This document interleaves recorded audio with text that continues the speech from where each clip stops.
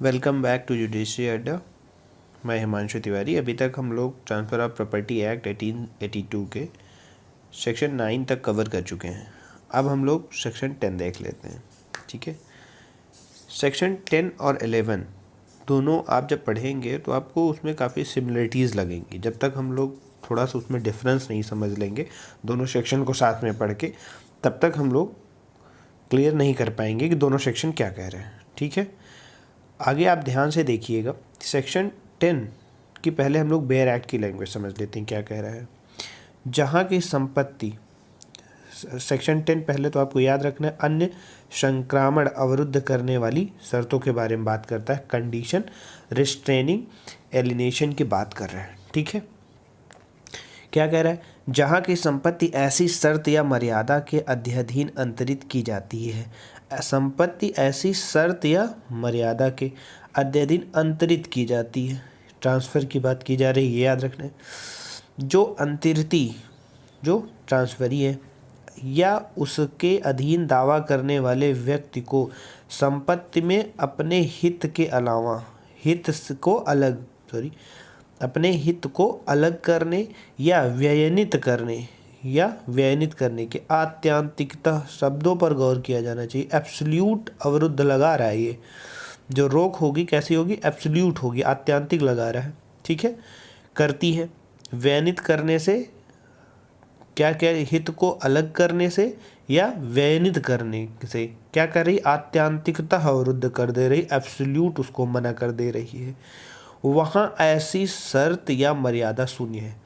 यहाँ तक आप सबको सबसे ज़्यादा इम्पोर्टेंट है याद रखना है कि कोई जहाँ की संपत्ति है ऐसी शर्त या मर्यादा के अधीन रखी जा रही है, प्रॉपर्टी अंतरित की जा रही है, ट्रांसफ़र की जा रही है, जहाँ पे अंतरिती जो है वो क्या करता है कि जो उसके अधीन दावा करने वाला व्यक्ति होगा उसके लिए कह रहा है कि अपने हित को अलग ना कर पाएगा, न ही उसको व्ययनित कर पाएगा, और हित को ना अलग कर पाए न व्ययनित कर पाए, इसलिए कैसी शर्त लगा देगा, आत्यांतिकता अवरुद्ध कर देगा।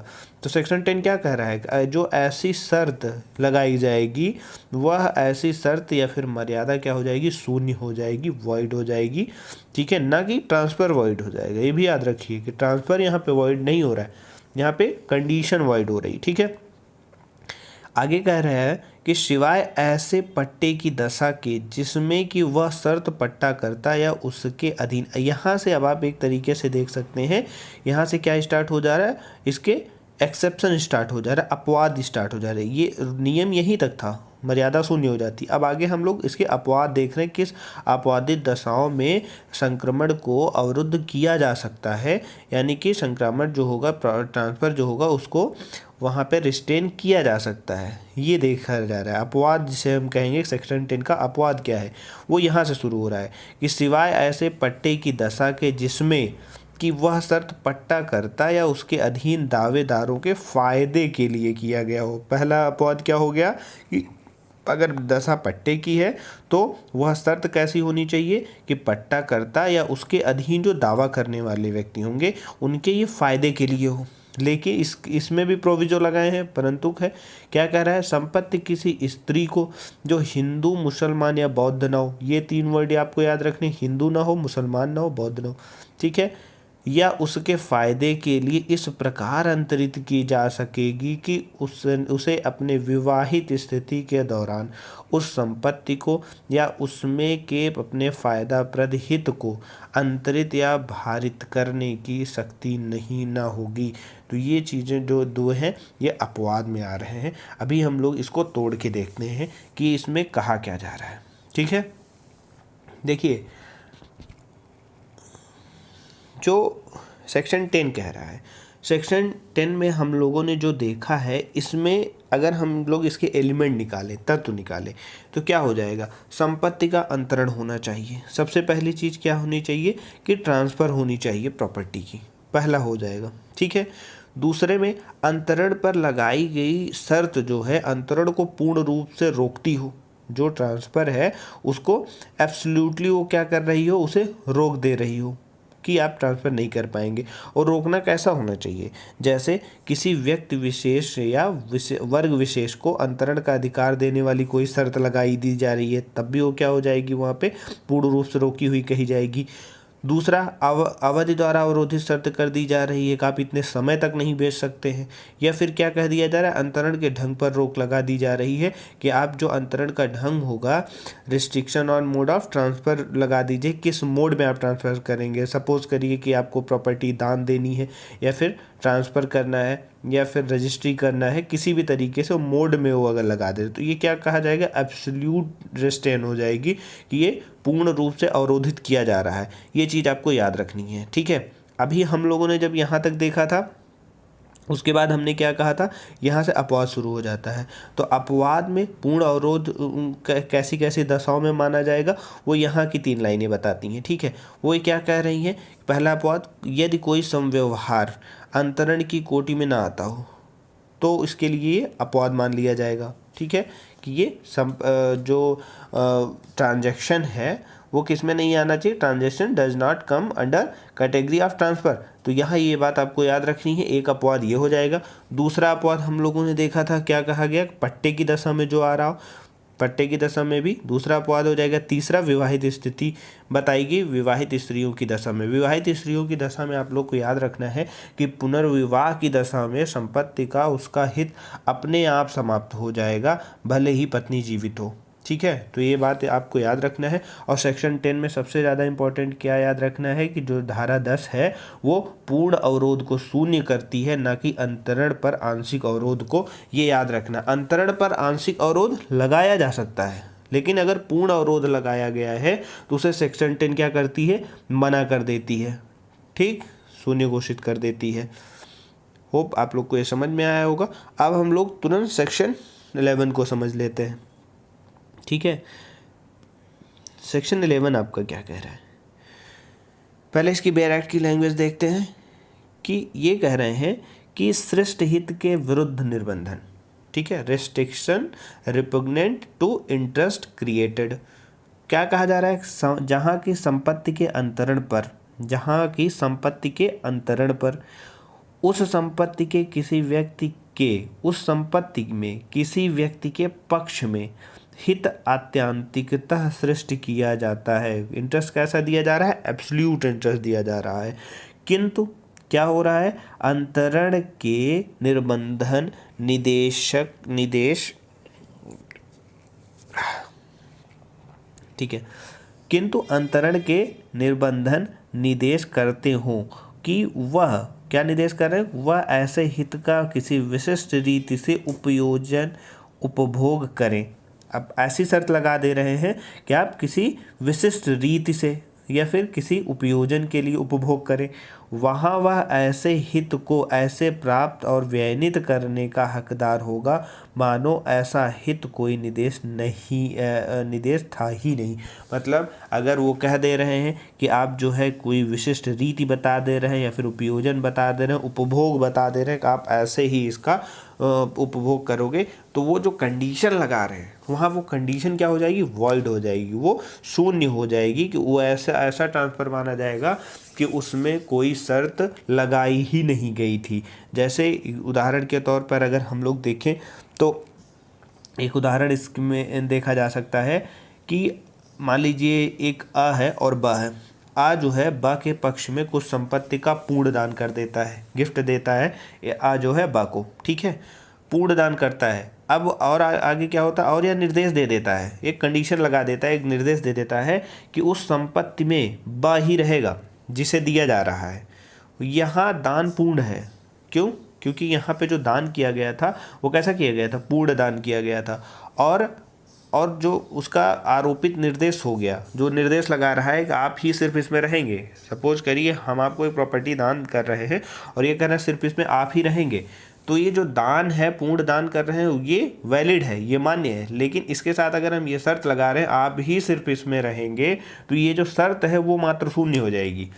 उसका अंतरण जो हो रहा है, उसका दान जो किया जा रहा है वो बिल्कुल लीगल है, वैध है, वो माना जाएगा। लेकिन उसमें जो चीज़ें कही जा रही हैं कि आप ही उसमें सिर्फ रहेंगे, वो नहीं होगी। ठीक है। इसमें दो चीज़ें आपको ध्यान में रखने वाली हैं सेक्शन 11 जब आप देखेंगे ध्यान से। तो पहला क्या है कि संपत्ति में हित का पूर्ण अंतरण होना चाहिए, absolute transfer of interest in the property होनी चाहिए, ये बात आपको याद रखनी पड़ेगी, रटी रहनी पड़ेगी। दूसरी क्या होनी है, restriction on enjoyment of property होनी चाहिए, उपभोग पर प्रतिबंध होना चाहिए। ये दो चीज़ आपको याद रखनी है कि इसके ये एलिमेंट हैं। सब पहला क्या हुआ, संपत्ति में हित का पूर्ण अंतरण होना चाहिए, दूसरा क्या हो गया, उपभोग पर प्रतिबंध होना चाहिए। ठीक है। अब हम लोगों ने देख लिया कि अगर पूर्ण अंतरण हो रहा है तो दान वाला उदाहरण काम आ जाएगा, और अगर उपभोग के लिए देखें तो उदाहरण इसमें ऐसा हो जाएगा यदि मकान का पूर्ण अंतरण कर दिया जाता है, मान लीजिए कोई मकान है उसका पूर्ण अंतरण कर दिया जाता है तथा यह निर्देश दिया जाता है। अब यहाँ क्या शर्त लगा रहे हैं कि मकान का उपभोग रहने के लिए ही किया जाए, व्यापार, छात्रावास या फिर अन्य किसी चीज़ के लिए नहीं किया जाए। तो ऐसी जो शर्त लग रही है कि आप सिर्फ रहेंगे उसमें, अन्य कोई कार्य नहीं कर पाएंगे, तो जो शर्त लगेगी वो क्या हो जाएगी, शून्य हो जाएगी, वो नगण्य हो जाएगी, ना के बराबर हो जाएगी, वो मान्य नहीं होगी। तो सेक्शन 11 में आपको दो चीज़ याद रखनी है। इसमें कुछ चीज़ें अपवाद में आती हैं, सेक्शन 11 में आपको ये नोट डाउन करके रखना है कि सेक्शन 11 के अपवाद में क्या आती है। कहा जा रहा है जब संपत्ति का सशर्त अंतरण किया जा रहा हो, ठीक है, तो ये इसका अपवाद हो जाएगा। वहाँ कंडीशन लगाई जा रही है जब ट्रांसफ़र कंडीशन के साथ में किया जा रहा है। ठीक है, जब हम लोग 25 देखेंगे तब हम लोग समझ लेंगे ये चीज़। अभी के लिए सिर्फ आप अपवाद इतना याद रखिए। दूसरा अपवाद इसका क्या हो जाता है कि जब किसी विधि अथवा अधिनियम के प्रावधानों द्वारा प्रतिबंध लगाए गए हैं, ठीक है, कोई एक पर्टिकुलर एक्ट बनाया गया है कि कोई प्रॉपर्टी है उसका जब ट्रांसफ़र होगा तो ये कंडीशन उसमें होंगी। जैसे SC/ST की प्रॉपर्टी जब हम लोग लिखवाते हैं तो उसमें क्या हो जाता है, आपको ये कंडीशन दी जाती है उसकी SC/ST ही लिखवाए, अदरवाइज आप जाके SDM के यहाँ से उसकी जो है परमिशन लें और वो वहाँ पे वो परमिट करे, हाँ इनको ऐसी नेसेसिटी है ये किसी अन्य को बेच सकें। ठीक है, तो ये दूसरा आपको अपवाद हो गया। तीसरा अपवाद संपत्ति अंतरण अधिनियम की धारा 17 बताती है। तीसरा अपवाद वो क्या बताती है, संपत्ति की आय को संचयन करने संबंधी प्रतिबंध बना दी गई। अब सेक्शन 17 में बताया गया है, मान लो किसी व्यक्ति का इंटरेस्ट है, वो प्रॉपर्टी को संचयन कर रहा है, इकट्ठा कर रहा है, ठीक है, तो उसमें क्या चीज़ें वो एक्यूमुलेट करने के लिए उसको परमिशन दी जा सकेगी। ये सेक्शन 11 का अपवाद है। ठीक है, और एक अपवाद इसका और है, वो है अंतरंग द्वारा अपनी निजी भूमि के फायदेमंद उपभोग हेतु लगाया गया प्रतिबंध। ठीक है, ये एक उसमें और लगाया जा सकता है। अब इस अपवाद का अगर उदाहरण देखें, सपोज करिए आपका बना बनाया मकान है, अब जो है आपने अपना बगल का प्लॉट किसी अन्य को बेच दिया और आप ये कहते हैं कि इसमें जो है ऐसे कोई कार्य नहीं करेंगे जिससे हमारे बने हुए जो भी हमारे घर है, फैक्ट्री कुछ भी है, उसमें जो है उसका कोई नुकसान ना हो। सपोज करिए कि वहाँ पे कोयले की हमारी फैक्ट्री और बगल में हमने बेच दिया, वो उसमें लाके बगल में पानी भरे जा रहे हैं, हो सकता है कभी वो पानी भर के आ जाए तो आपका कोयला ख़राब हो जाए, तो वहाँ पे ये कंडीशन लगाई जा सकेगी। वहाँ सेक्शन 11 के अंतर्गत आप ये नहीं कह सकते हैं, नहीं सेक्शन 11 में हमें मना किया गया है कि आप जो शर्त लगाएंगे वो शून्य हो जाएगी और अंतरण आपका वैध हो जाएगा, तो वहाँ पे वो शर्त मान्य होगी, लगाई जा सकेगी। तो 4 इसमें से अपवाद हैं, याद रखना है, और 2 इसके तत्व निकल के आते हैं। अब सेक्शन 10 और 11 में बहुत छोटा सा अंतर है, हम लोग उसको ध्यान से देखेंगे। सेक्शन 10 और 11 में जब बात आती है तो कहा जाता है कि जो सेक्शन 10 है वो आत्यांतिक शर्त की बात करता है। कैसे शर्त की बात करता है, एब्सोल्यूट, हमेशा जो कंडीशन लगी वो एब्सोल्यूट लगेगी। और जबकि वहीं जगह 11 में जब आ जाते हैं क्या कहती है, अंतरण से संबंधित हो जाती है, वो ट्रांसफ़र की बात कहता है, वो उपभोग और अन्य चीज़ों की बात नहीं कर रहा है, वो ट्रांसफ़र की सीधे बता रहा है कि जब ट्रांसफ़र होगी तब शर्त क्या लगाई जाएगी। लेकिन वही जगह 10 में क्या थी, अगर आप इसका उपभोग करेंगे तो कैसे करेंगे ये वो बता रहा था, इस वजह से वहाँ मना किया गया था। पहला एक अंतर हो गया। दूसरा अंतर क्या देख सकते हैं कि जो धारा 10 में लगाया गया अवरोध होगा, जो रिस्ट्रिक्शन लगाया जा रहा है वो कैसा होगा कि अवरोध प्रतिबंध या शर्त अंतरण को पूर्णतः अवरोधित करेंगी, मतलब आप उसको ट्रांसफ़र नहीं कर पाएंगे, एब्सोल्यूट कर देगी। और जबकि 11 में क्या होगा, धारा 11 में आरोपित जो शर्त होगी पूर्ण हित में उपभोग का अवरोध करेगी, वो पूरे हित को, जो इंटरेस्ट आएगा उसको जो है आपको क्या कर देगी, अवरोध करेगी, रिस्ट्रिक्शन लगाएगी। और एक अंतर है, ये क्या है, धारा 10 का उद्देश्य जो है संपत्ति के भविष्य में होने वाले अंतरण के विरुद्ध लगाई गई शर्त को शून्य करार देने का है। ठीक है, कि आप भविष्य में कोई अंतरण करेंगे ताकि वो शून्य हो जाए। वही जगह जबकि धारा 11 क्या कहती है, उसका उद्देश्य क्या बताता है कि संपत्ति के उपभोग के संबंध में आरोपित प्रतिबंध को शून्य घोषित करती है। जो आरोपित प्रतिबंध लगाए जा रहे हैं, प्रॉपर्टी तो ट्रांसफर हो जा रही लेकिन उस पर क्या कर रहे हैं, उस पर वो प्रतिबंध लगा रहे हैं, तो उस प्रतिबंध को शून्य घोषित करने का उद्देश्य जो है सेक्शन 11 करती है। होप आप लोग को ये चीज़ें समझ में आई होंगी।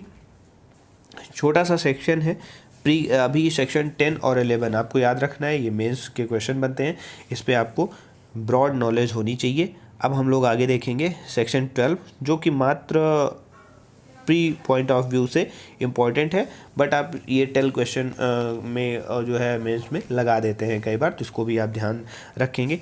सेक्शन 12 क्या कह रहा है, ये कह रहा है कि दिवाले या प्रयतित अन्य संक्रामण पर हित को पर्यवसायी बनाने वाली शर्त। ठीक है, condition making interest determinable on insolvency और अटेम्प्टेड एलिनेशन। ठीक है, जो इंसॉल्वेंसी होगी उस टाइम के कंडीशन अगर लगाई जा रही है तो ये सेक्शन बताता है। जैसे ही इंसॉल्वेंसी वर्ड आए तो आप ये याद रखिए, टीपीए में एक ही जगह प्रयोग हुआ, वो सेक्शन 12 है, वहीं आपको जाना है। और इसके वर्ड पे अगर चले जाए, बड़ा क्लियर कट बताया गया है कि जहाँ की शर्त या मर्यादा के अध्ययन संपत्ति अंतरित की जा रही है।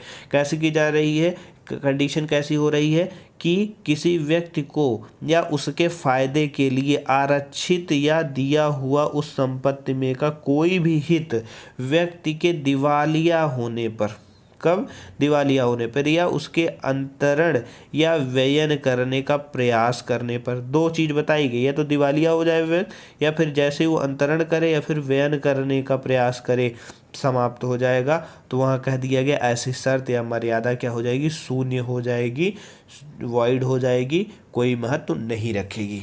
ठीक है, आगे की चीज़ें हम लोग आगे की वीडियो में देखेंगे, क्योंकि आगे जो सेक्शन है 13, 14 ये सब मेंस के क्वेश्चंस हैं और प्री में भी बहुत ज़्यादा पूछे जाते हैं, इसलिए इसको हम लोग बहुत अच्छे से पढ़ेंगे। Thank you so much.